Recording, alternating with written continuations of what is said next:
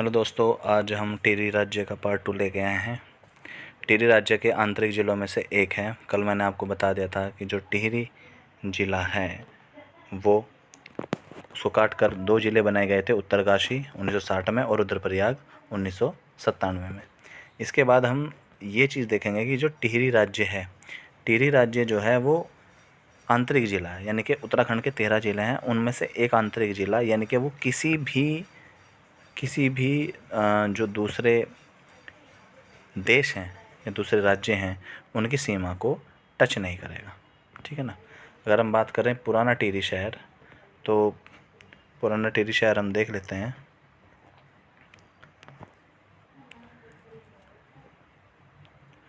पुराना टिहरी शहर ये ऋषिकेश से 84 किलोमीटर की दूरी पर है।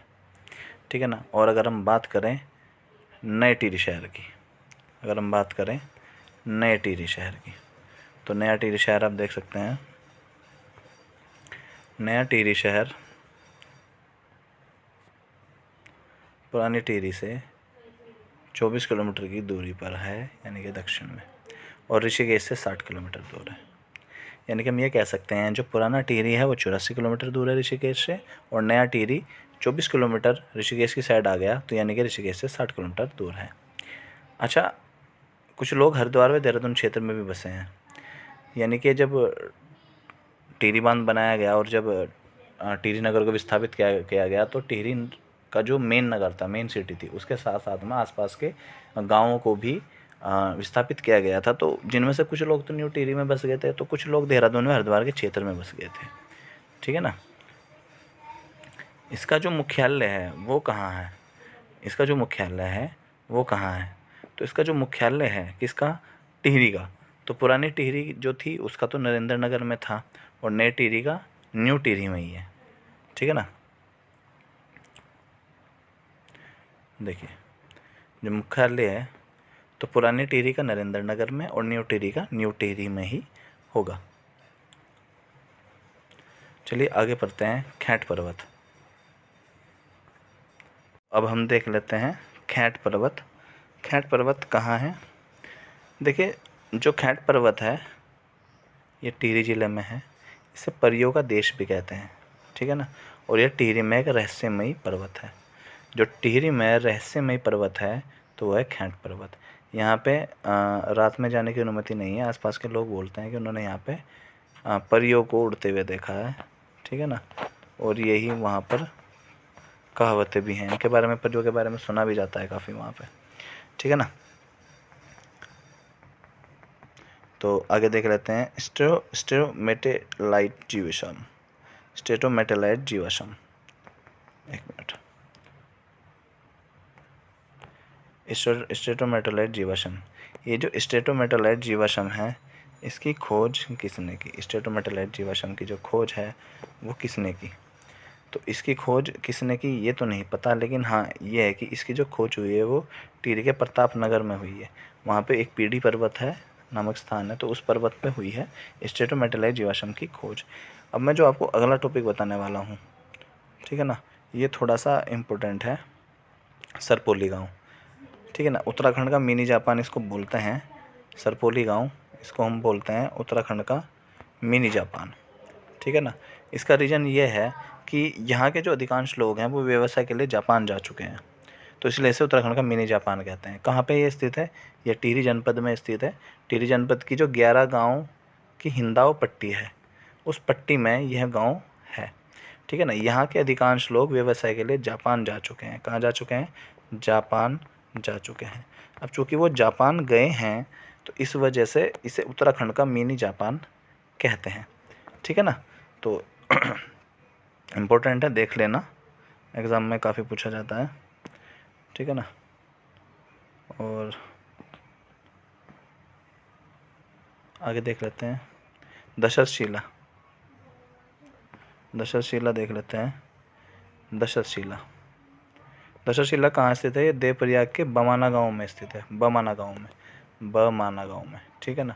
देवप्रयाग कहाँ पड़ता है? टिहरी नगर में पड़ता है, और टिहरी जिले में ही देवप्रयाग है, और देवप्रयाग के बमाना गांव में स्थित है। इसकी पौराणिक मान्यता क्या है? इसकी पौराणिक मान्यता ये है कि राजा दशरथ ने यहाँ पर राजा दशरथ ने यहाँ पर जो श्रवण था उस पर भूलवश शब्द भेदी बाण चला दिया था। तो क्या हुआ, श्रवण कुमार की मृत्यु हो गई थी और उनके माता पिता ने, किसके माता पिता ने, श्रवण कुमार के माता पिता ने, श्रवण कुमार के माता पिता ने राजा दशरथ को श्राप दिया था कि तुम भी पुत्र वियोग में हमारी तरह ही तड़प तड़प कर मरोगे, और उसके बाद उन्होंने प्राण त्याग दिए थे। तो ये बमाना गांव इसलिए फेमस है। तो बमाना गांव कहाँ पर स्थित है? देवप्रयाग में। देवप्रयाग कहाँ पे है? टिहरी में। और किस लिए फेमस है? कि यहाँ पर श्रवण की मृत्यु हुई थी भूलवश, किसके द्वारा? राजा दशरथ के द्वारा। ठीक है ना। अब हम आगे पढ़ते हैं देवप्रयाग। देवप्रयाग हमारे पंचप्रयागों में से भी एक है। ठीक है ना। तो आगे हम इसको देख लेंगे। देवप्रयाग, देवप्रयाग को हम जटायु की तपोभूमि भी कहते हैं, सुदर्शन क्षेत्र भी कहते हैं, इंद्रप्रयाग भी कहते हैं। अगर आपसे में कोई पूछे कि इंद्रप्रयाग इसको क्यों बोला जाता है, क्योंकि जो इंद्र, देवराज इंद्र थे, उन्होंने यहीं पर देवप्रयाग में ही भगवान शिव शंकर की आराधना की थी और वरदान स्वरूप उन्हें महर्षि दधीचि की हड्डियों से बना हुआ वज्र मिला था। ठीक है ना।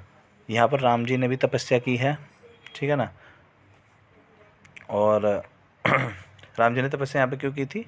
ब्राह्मण हत्या के पाप का प्रायश्चित करने के लिए। उसका सबसे बड़ा उदाहरण है यहाँ पे जो है रघुनाथ मंदिर है देवप्रयाग में, जहाँ पे अलकनंदा और भागीरथी का संगम होता है वहीं पर। तो एक क्वेश्चन और बनेगा कि यहाँ पे अलकनंदा और भागीरथी का संगम कहाँ होता है? देवप्रयाग में होता है, सासबहू के रूप में होता है। तो आगे हम देख लेते हैं थोड़ा सा देवप्रयाग। तो देवप्रयाग को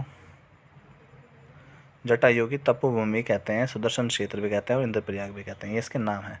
ठीक है। महाभारत में देवप्रयाग को समस्त तीर्थों का शिरोमणि व समग्र पापों का विनाशक बताया गया है। तो क्या बताया गया है महाभारत में देवप्रयाग को? देवप्रयाग को क्या बताया गया है महाभारत में? समस्त तीर्थों का शिरोमणि और समग्र पापों का विनाशक बताया गया है। और अगर हम देखें तो जो यह पंचप्रयागों में से, ये पंचप्रयागों में से एक है। कौन? देवप्रयाग। ठीक है ना। और देवप्रयाग में कौन सी दो नदियों का संगम होता है? मैंने अभी बताया था। देवप्रयाग में कौन सी दो नदियों का संगम होता है? तो देवप्रयाग में भागीरथी नदी का संगम होता है। देवप्रयाग में भागीरथी नदी का संगम होता है। तो देवप्रयाग में भागीरथी और अलकनंदा, भागीरथी और अलकनंदा नदी, इन दोनों नदी का संगम होता है। किस किस का? भागीरथी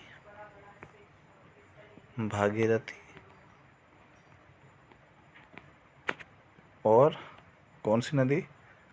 अलकनंदा नदी। कौन सी नदी? अलकनंदा नदी। तो भागीरथी और अलकनंदा, इन दो नदियों का यहाँ पर संगम होता है। ठीक है ना। यहाँ पे सास के रूप में कौन मिलती है? भागीरथी नदी, और बहू के रूप में अलकनंदा नदी। ठीक है ना।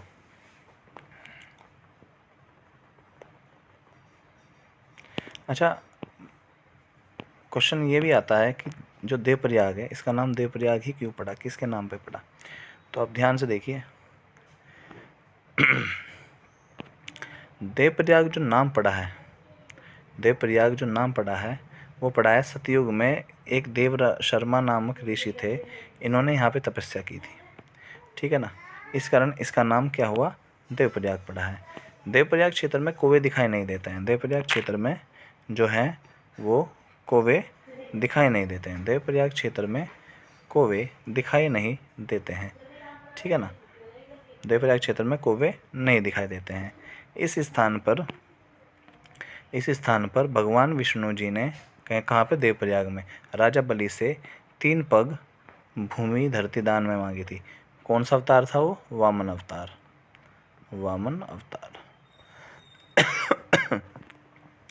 तो वो था आपका वामन अवतार।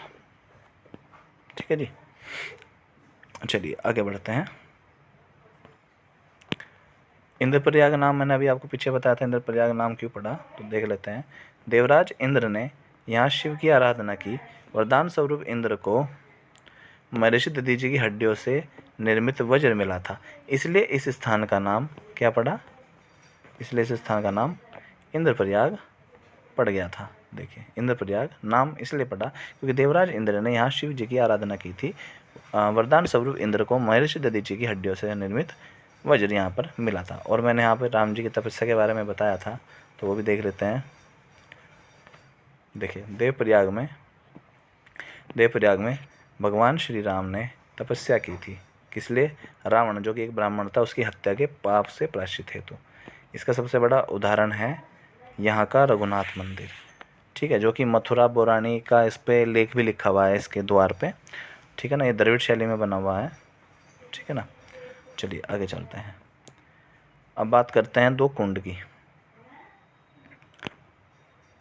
देखिए, जो भागीरथी और अलकनंदा नदी का संगम है, तो वहाँ पे 2 कुंड है। एक तो ब्रह्मा कुंड है जो कि भागीरथी नदी की ओर बना हुआ है, और एक है वशिष्ठ कुंड जो कि आपका अलकनंदा नदी की ओर बना हुआ है, ठीक है ना। तो इसको ध्यान से देख लेना। 3 धारा भी देखिए, जो 3 धारा है वो कहाँ है? जहाँ पे 3 धाराओं का संगम होता है, टिहरी में ही है 3 धारा, ठीक है ना। घनसाली कहाँ है आपका? घनसाली, ये जो घनसाली नामक जगह है ये भी टिहरी में है, टिहरी में है। तो घनसाली भी टिहरी में ही स्थित है, ठीक है ना। चलिए आगे चलते हैं। घनसाली को एक बार दोबारा से देख लेते हैं। घनसाली टिहरी में है। यह बाल गंगा व भिलंगना नदी के संगम पर है। बाल गंगा, और एग्ज़ाम में अभी रिसेंटली एक एग्ज़ाम में आया था कि बाल गंगा व भिलंगना नदी के संगम पर कौन सा स्थान बसा हुआ है टिहरी में, तो वो है घनसाली, ठीक है जी।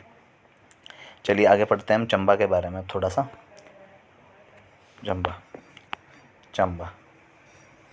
चंबा इम्पोर्टेंट है, काफ़ी इम्पोर्टेंट है, देख लेते हैं थोड़ा इसके बारे में। चंबा टिहरी से 11 किलोमीटर की दूरी पर स्थित है, और चंबा जो है वो मसूरी, ऋषिकेश, टिहरी और नयूं टिहरी के मार्गों के संगम पर स्थित है।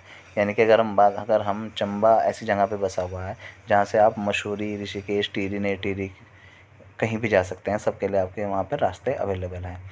चंबा जो है वो गब्बर सिंह नेगी जो थे वो चंबा से ही थे। गब्बर सिंह नेगी जो थे वो चंबा के ही रहने वाले थे, ठीक है ना। प्रथम विक्टोरिया क्रॉस ही नहीं मिला था, गब्बर सिंह नेगी, ठीक है ना। तो इनकी याद में ना 21 अप्रैल को यहाँ पे मेला लगता है चंबा में, ठीक है ना। चंबा में इनकी याद में क्या होता है? मेला लगता है। किसकी याद में? ये देखिए, इनकी याद में 21 अप्रैल को यहाँ पर क्या लगता है? मेला लगता है चंबा में। तो चंबा कहाँ है? चंबा भी टिहरी में ही है, ठीक है ना, गढ़वाल का हिस्सा है। चलिए आगे चलते हैं। Narendra Nagar, most important question. Narendra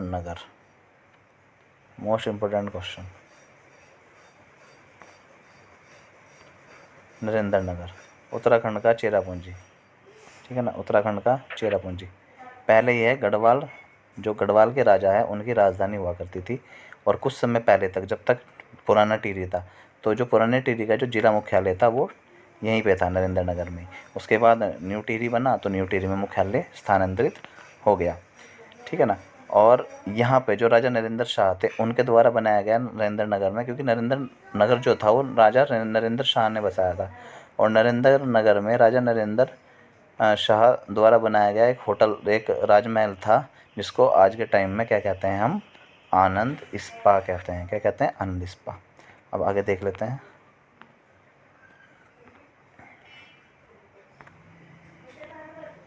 यहाँ राज्य की नरेंद्र नगर की बात कर रहा हूँ, सबसे अधिक वर्षा कहाँ होती है? नरेंद्र नगर में। इसलिए इसे उत्तराखंड का चेरापूंजी कहते हैं, क्योंकि सबसे ज़्यादा जो बारिश होती है, ठीक है ना। उत्तराखंड का चेरापूंजी किसको कहते हैं? नरेंद्र नगर को कहते हैं, ठीक है ना। सबसे ज़्यादा बारिश जो है वो यहीं पे होती है, ठीक है ना। चेरापूंजी उत्तराखंड का किसे कहते हैं? चेरापूंजी, तो हम कहेंगे नरेंद्र नगर को, ठीक है ना। तो